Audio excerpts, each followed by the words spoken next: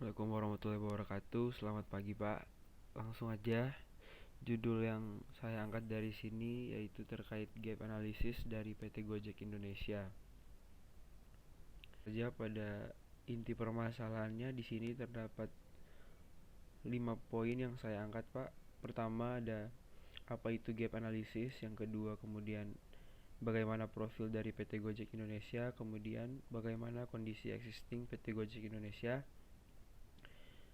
Terus bagaimana analisis gap di PT Gojek Indonesia.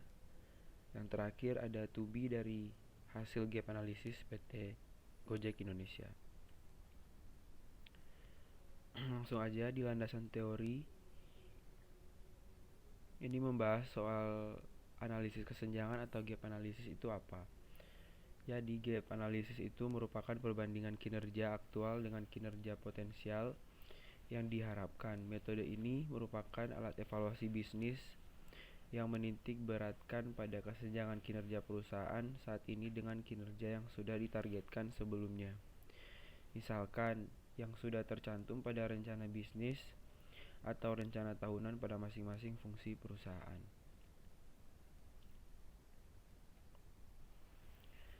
Kemudian di bab 3 ini ada kondisi existing atau kondisi sekarang terkait dengan Gojek Indonesia. Tapi di sini saya mau bahas kondisi existing dari PT Gojek Indonesia di tahun 2018. Pertama, itu ada data dari usia pengguna Gojek Indonesia 2018. Bisa dilihat, Pak, itu ada tabelnya. Usia 22 tahun, presentasenya 23%. Terus usia 23, presentasenya 4%. Kemudian usia 21, presentasenya 19%. Usia 19, presentasenya 21%. Usia 20, presentasenya 16%. Usia 24, presentasenya 5%. Kemudian yang terakhir usia 18 itu presentasenya 12%. Total 100%. Kemudian perkembangan Gojek di tahun 2018. Jadi sepanjang tahun 2018 ada beberapa fitur di layanan Gojek seperti GoRide, GoCar, GoBluebird telah menempuh jarak lebih dari 4 juta kilometer atau setara dengan perjalanan 5.000 kali PP atau pulang pergi bumi ke bulan. Sedangkan GoFood telah berhasil mengantar sebanyak lebih dari 500 juta makanan dan minuman. 5 menu makanan yang paling banyak dipesan oleh pelanggan adalah menu ayam, nasi, mie, gorengan, dan martabak. Catatan paling penting lainnya di tahun 2018 yakni total uang tip yang diberikan dari pengguna untuk mitra driver melalui GoPay mencapai lebih dari 1,5 miliar. Jumlah tersebut belum termasuk uang tip yang diberikan secara tunai oleh pelanggan. Di sini ada juga fitur tipping yang sudah ditambahkan oleh PT Gojeknya sendiri. Jadi melalui aplikasi Gojek sendiri itu memudahkan pengguna yang ingin memberi apresiasi atau layanan yang diberikan oleh mitra setelah memberi rating atau bintang.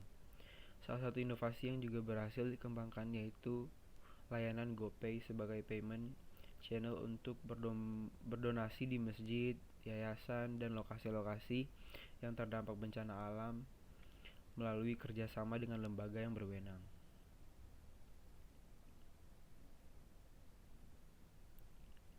Selanjutnya,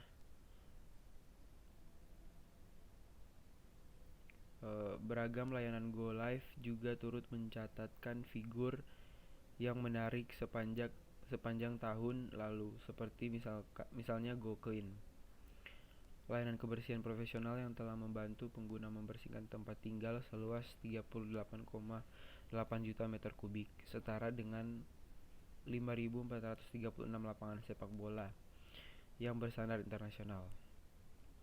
Kemudian ada juga fitur layanan otomotif atau GoAuto hingga 8,2 juta liter air pada tahun 2018 melalui layanan cuci mobil wireless. Angka tersebut setara dengan volume air di 386 kolam renang olimpiade berstandar internasional. Dan yang terakhir ada fitur seperti layanan pijat atau Go Massage, di mana para mitra Go Massage secara total telah mendedikasikan waktu lebih dari 2,2 juta jam untuk memijat badan yang lelah, setara dengan melakukan pemijatan selama 252 tahun. Langsung aja masuk kepada intinya, gap analisis terkait kepuasan konsumen PT Gojek Indonesia. Di sini menurut Valerie A. Jetham, Mary Jo Bittner, Dwayne D. Gremler di tahun 2006, kepuasan itu merupakan ketika konsumen memenuhi kebutuhannya. Hal ini merupakan konsumen memberikan penilaian terhadap sebuah fitur produk atau jasa, atau produk atau jasa itu sendiri. Hal ini adalah suatu kepuasan yang didapatkan konsumen yang berhubungan dengan pemenuhan kebutuhan. Sedangkan ada juga menurut para ahli yaitu Kotler dan Keller, kepuasan itu sendiri adalah perasaan senang atau kecewa seseorang yang muncul setelah membandingkan kinerja atau hasil produk yang dipikirkan terhadap kinerja yang diharapkan.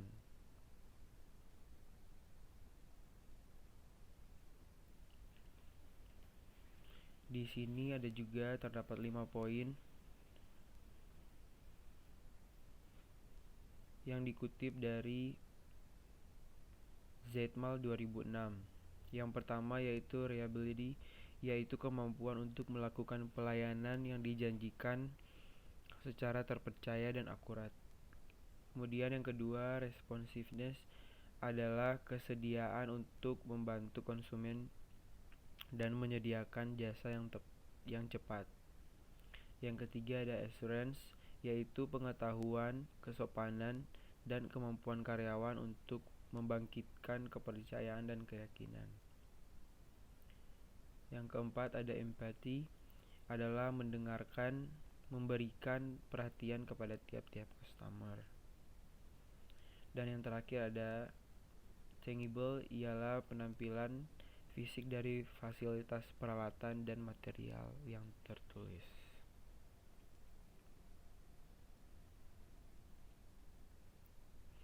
Jadi PT Gojek ini dalam upaya peningkatan pelayanannya dibutuhkan saran dan prasarana yang mendukung dalam pelayanan yang diberikan, di mana perlu adanya perlakuan yang tepat untuk mulai dari input, proses, sampai dengan output mengenai pelayanan yang diberikan.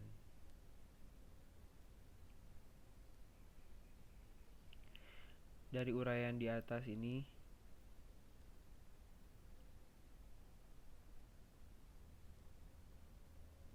penelitian terkait untuk melakukan analisis kualitas pelayanan Gojek, karena selain menimbulkan dampak negatif dan positif, Gojek sangat berjasa untuk mendidik pengojek tradisional untuk bekerja lebih profesional dan efisien serta mendapatkan penghasilan yang tinggi karena banyaknya permintaan konsumen. Nah, dari beberapa kesenjangan negatif kualitas pelayanan GoRide di sini sudah saya simpulkan ada 6. Yang pertama yaitu ketersediaan asuransi, kemudian yang kedua ada kepastian waktu tiba, dan yang ketiga ada kepuasan area tanpa Google Maps oleh pengendara. Penguasaan. Terus yang keempat ada kerapian dan kebersihan pengendara motor. Yang kelima ada jenis motor yang dikendarai. Kemudian yang keenam ada keandalan fitur pemantau pengendara pada aplikasi.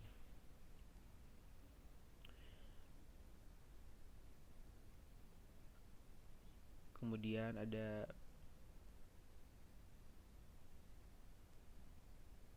terakhir ini ada bab 5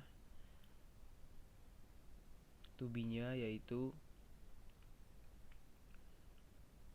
PT Gojek Indonesia harus segera mensosialisasikan asuransi yang apabila misalkan terjadinya kerusakan atau sebagainya saat menggunakan jasa seperti GoSend ataupun GoFood. Jadi kalau misalkan barangnya misalkan rusak gitu Pak, saat pengiriman atau misalkan makanannya jatuh atau gimana, itu bisa dapat asuransi dari pihak Gojeknya. Nah, terus ada yang kedua, kepastian waktu tiba. Ada kalanya kan waktu tiba biasanya tertera di aplikasi sama kenyataannya biasanya nggak sesuai Pak.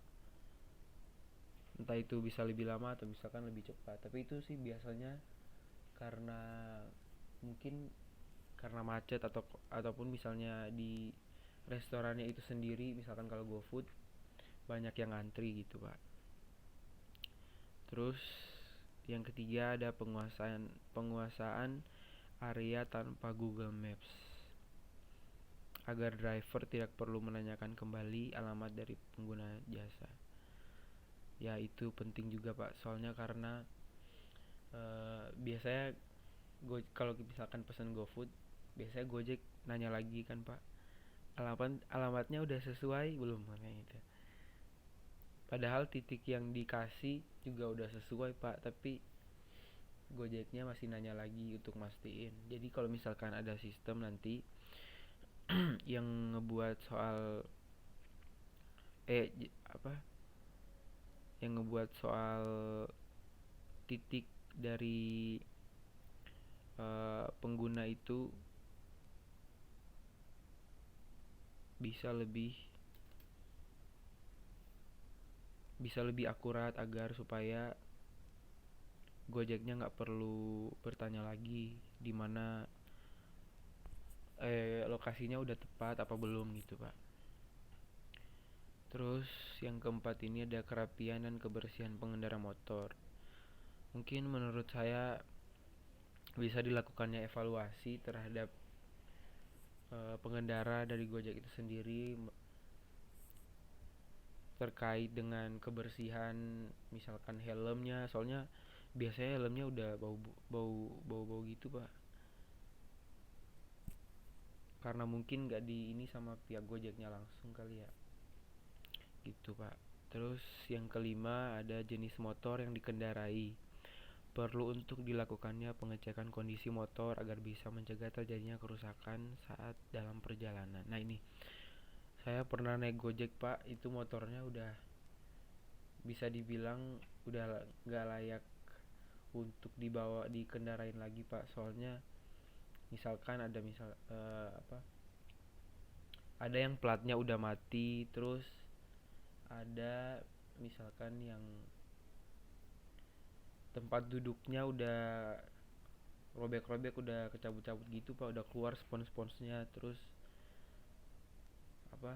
remnya udah bunyi-bunyi, udah nggak makan gitu, biasanya ada. Nah itu biasanya misalkan di aplikasinya tercantum motor ini, padahal kenyataannya biasanya nggak gitu. Nah itu juga perlu diperhatiin dari pihak Gojeknya langsung. Kemudian yang terakhir ada keandalan fitur pemantau pengendara pada aplikasi. Nah ini yang tadi juga mirip-mirip sama poin yang ke berapa tadi, yang ketiga, yang C itu. Biasanya ada juga titiknya nggak sesuai sama itu si Gojeknya itu berada Pak. Nah, ini juga perlu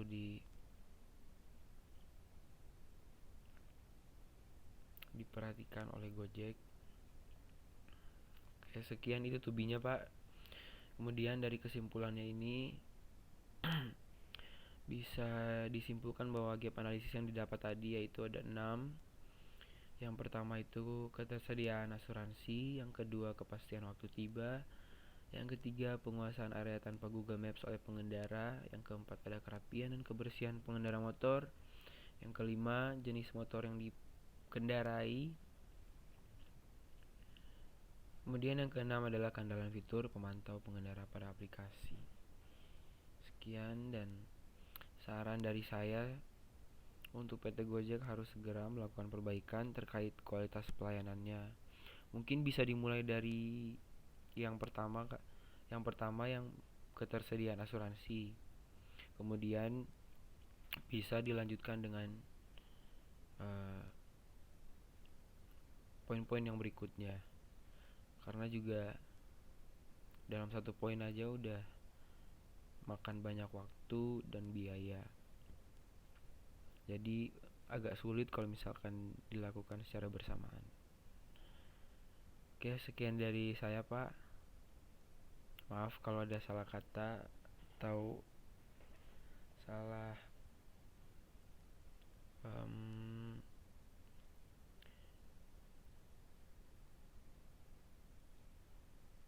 salah kata atau salah apa ya, salah apa? Salah kata. Wassalamualaikum warahmatullahi wabarakatuh.